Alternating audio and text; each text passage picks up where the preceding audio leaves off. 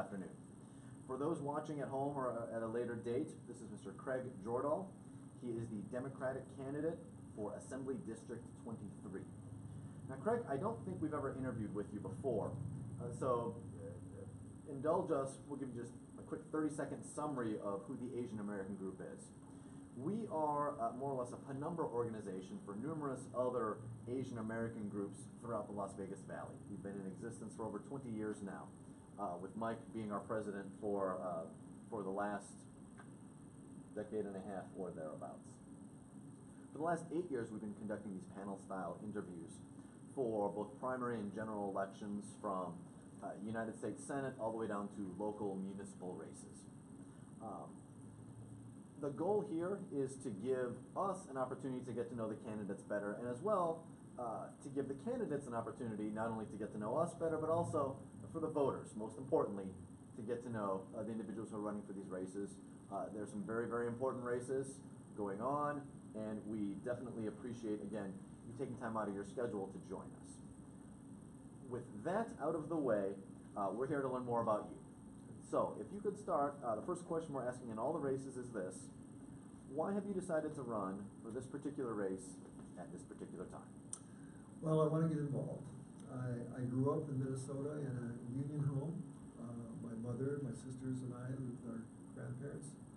And we were poor. And I've watched, my grandfather, the only way he was able to help us, take care of us, is that he worked for a union.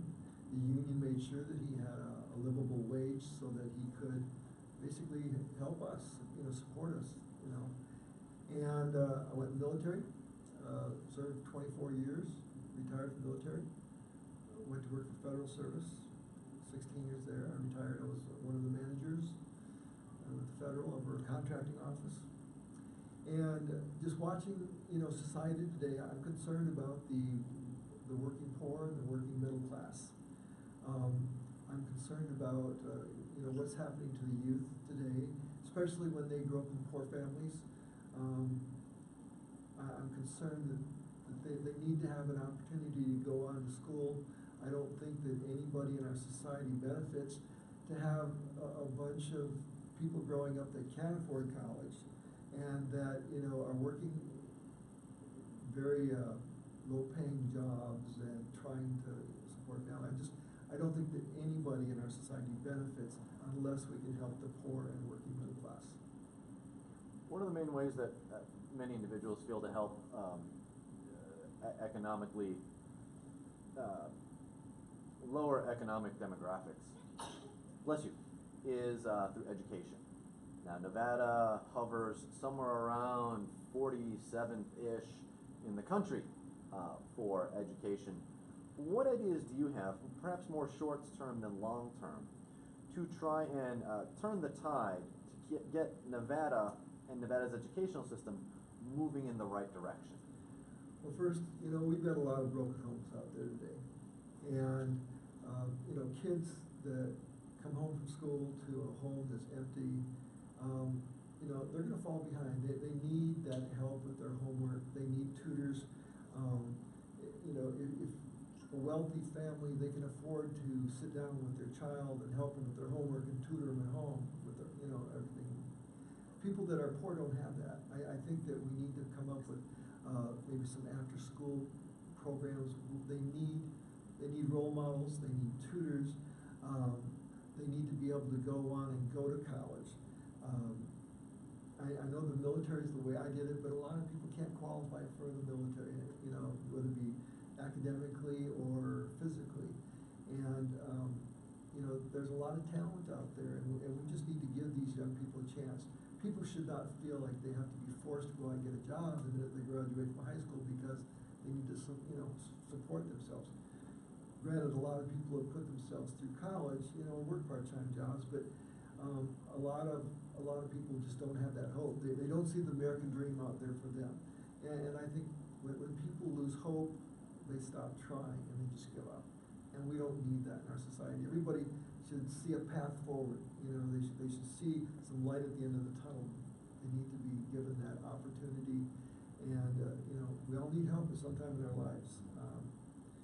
And so that's where my heart's at. I would like to see colleges in this, well, for one thing, if we brought tuition or the lotto to the state, there's 12 states out there that pay for college education from the lotto. I know that, the gambling industry's against it, but why not let the casinos sell the lotto tickets? Form a fund to pay for college for our graduating high school seniors, and use the lotto to pay for it. But we've got to find a way to help these kids get a college education so they're not out on the streets. Well, earlier in the year, we had a great deal of countrywide talk about, from Bernie Sanders talking about, well, we should make college tuition free, and his ideas around there. I mean, Bernie Sanders and Donald Trump have, because of their policies, were able to really rope in a lot of individuals who felt they were underrepresented or unrepresented. What ideas do you have to try and keep that momentum and perhaps keep these individuals who feel themselves to be disenfranchised from the political process, how to keep them more active and incentivize them to participate? Well, a lot of people, they might have joked about Bernie Sanders, but if you listen to what he had to say, he wasn't talking about raising taxes. He was simply talking about reallocating our spending a little bit. He was talking about, taking maybe a part of that we spend on defense, which is higher than any country in the world, and just a small piece of that would, put that into the education system. Let's educate our people. Now, obviously, that's going to be at the federal level. You're going to have to be state politics. I think at the state level, I think the lotto would be a way to do it. We've got to find sources of revenue. We need to attract good teachers, and we need to inject money into our school systems. In this state, they passed that ESA account. I don't believe in that, because what happens is the ESA, that takes money. People that are sending their kids to private schools and expensive schools, they don't need the money. But you can't just say, okay, I got this many people in a school and this is the budget, so let's just chop it up evenly and say this goes to these kids. Some of that money's spent for infrastructure. The poor kid coming into that class needs a lot more attention, or maybe they've got a learning disability. Those kids take a lot more attention than those kids that are really bright and have that support system in their homes. And so, your Nevada State Education Association, they're against that. They've made their case, and I support their position. That money needs to stay at the local schools. Now, education, while it isn't an end in itself, it's also somewhat of a means to an end when it comes to getting a job and being able to be a productive member of society. And Dennis, I don't want to bogart your question. I almost did, but I stopped. I know you've asked this question to many candidates. I'm going to let you go, and I'm going to stop talking. Well, no, part of this, we talk about education, and that actually, is part of, trying to get new businesses here is definitely a no on a concern, for most business owners to say, okay, well, if my kids are coming here, I want them to have the best education. So with things like, with Faraday coming to Southern Nevada and Tesla going to Northern Nevada, what are some of your ideas to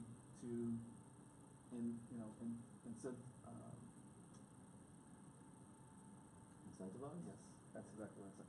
Incentivize those businesses to come here to Nevada.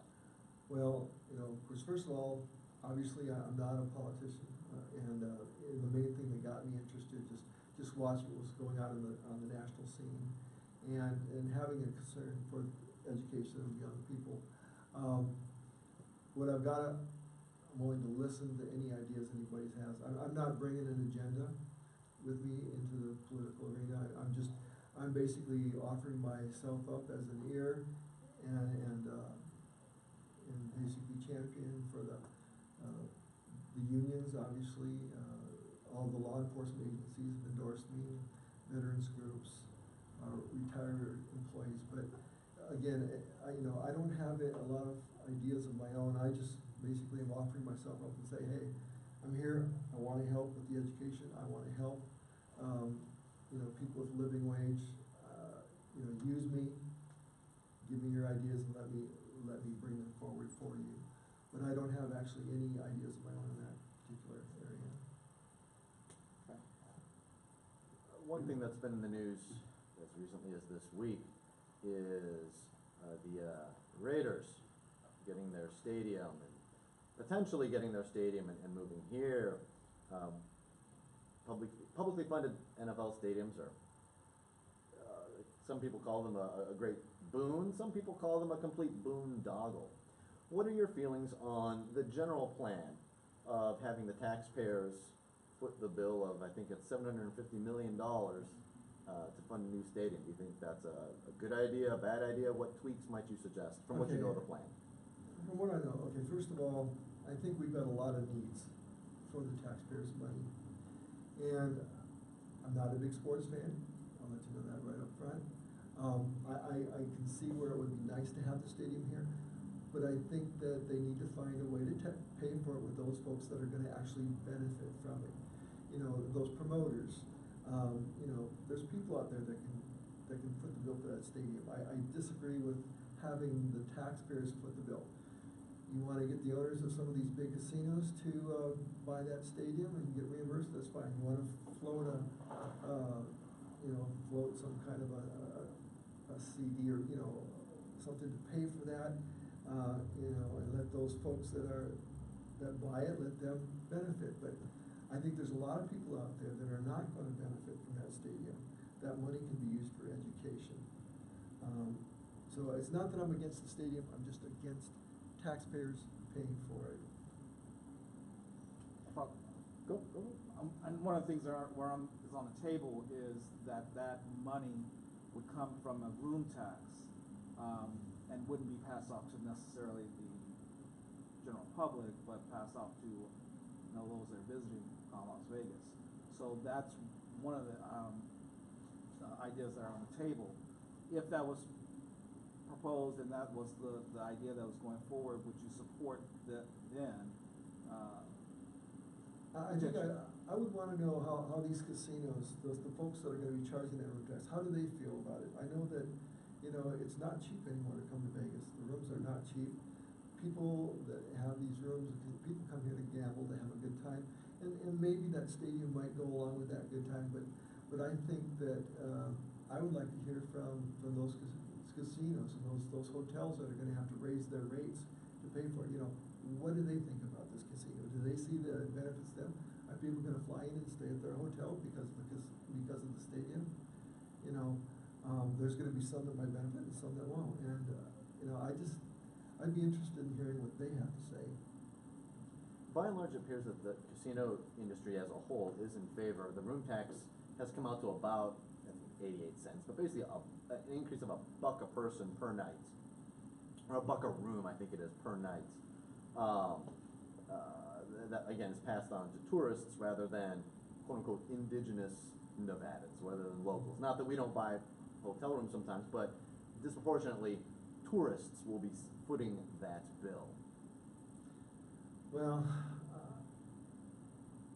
I just, you know, I feel like the stadium, got no problem with the stadium, and maybe it'll attract, you know, and I don't know exactly the casinos, if some of these casinos are in favor of it, you know, but I just would like to have some assurances that this tax is not gonna get pushed on to the average working person because maybe they don't generate the revenue they expected they were gonna generate, because, you know, that would be my concern. Because a lot of folks out there, we work in an area that's got a service industry. We're not a great, you know, paying place for a lot of folks. And what I see is a lot of people out there that are struggling in service type employment that, you know, they probably can't even afford to go watch those games. And in all fairness to you, and we are kind of following up, in all fairness to you, there's only so many specifics that are contained in you know, newspaper articles or online. We don't necessarily know all of the specifics. You know, if there's a shortfall in the $750 million we're promising, you know, where does that come from? It hasn't been hammered out. There's talk of potential special session being called to I don't want to say rubber stamp it, but to accept whatever the actual specifics are. So we are kind of asking you to speculate on a moving target, so to speak. So, Mike or Kevin, did you have any questions? We've kind of been running things over here. Yes, I do. Yep, here in the interview here, your time in regarding to unions. My question is, what do you see that the unions are doing great for our entire industry or the city as a whole? Well, of course, you know, when you have union labor, generally the wages are a little higher in union places that have union representation. You know, this law that they just got done passing, this right to work for less law, right? When people make more, they spend more. It raises everybody's standard of living. You know, we went through this before in the United States where, you know, some administration raised wages considerably, and we ended up with a big economic boom. You know, it was good results. My campaign manager, she said she ran a restaurant 21 years ago, and she was paying all of her staff $10 an hour 21 years ago. Wow. And she was doing fine.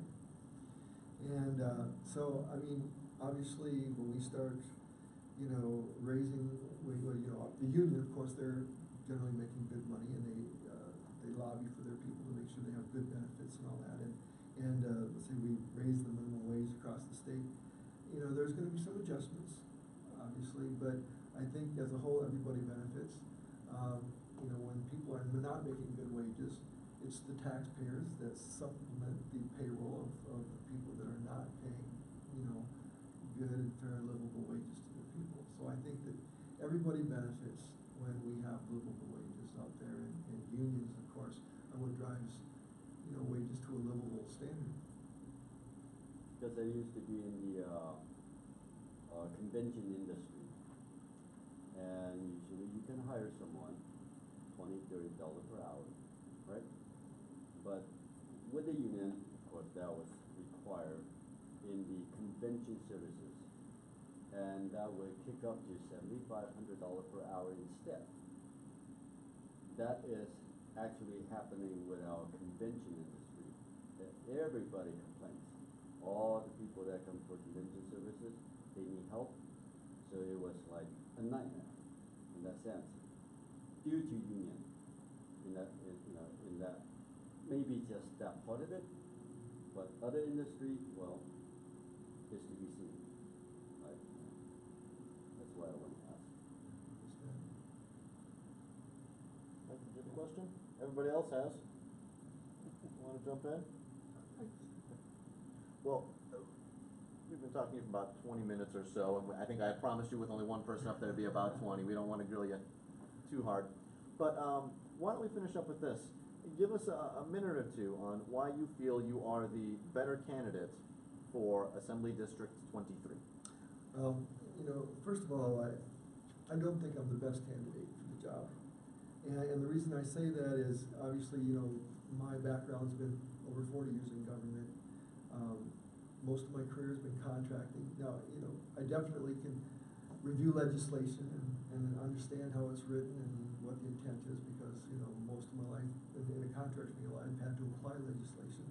I've had to interpret regulations and legislation. But again, you know, I'm not a politician. For me, this has been, if you look at these positions, you basically are doing public service. The little bit they get paid is kind of like a little stipend. And, you know, for me, I've had a good life. I was poor. I grew up very poor. I had a good military career. Saw a lot of the world. I retired, went into federal service. And, you know, I gave up a 6-digit salary as a manager of a contracting office to run, because, you know, I just seeing what's going on the national scene. Just unbelievable, the politics this year, and you know, I feel like we should all be treated fairly. It doesn't matter what your background is. You know, everybody needs a piece of the American dream. I believe that it shouldn't matter what your faith is, nationality, religion, any of that, it should not matter. You know, it's all about fairness to me, and just seeing what's going on in the world today, and the parties, you know, for a front runner to be able to insult every single ethnic group, to insult, you know, I mean, just unbelievable that I cannot believe that my country, you know, would nominate somebody with such twisted views and ideals and so insulting, and I just can't believe it. I just cannot believe politics today. You know, this has been a strange year, and I just want to do my part to get in there and help. Obviously, at the state level, it's not a real visible. You don't deal with a lot of the national issues, but I just want to get in there and help and just do what I can. I want to be able to get up there and listen to people and see what the problems are. I want to make sure that, you know, the working poor and the middle class don't get left behind. And I want to make sure that everybody's treated fairly, no matter, again, no matter what your race, background, origin, sex, orientation, any of that. I just want to make sure that we treat everybody in our society fairly and equally. Perfect. Well, Craig, before we let you go, first off, thank you again for joining us. We are having our annual awards banquet. I think it's our 12th annual, I should say, awards banquet. It's at the Treasure Island Casino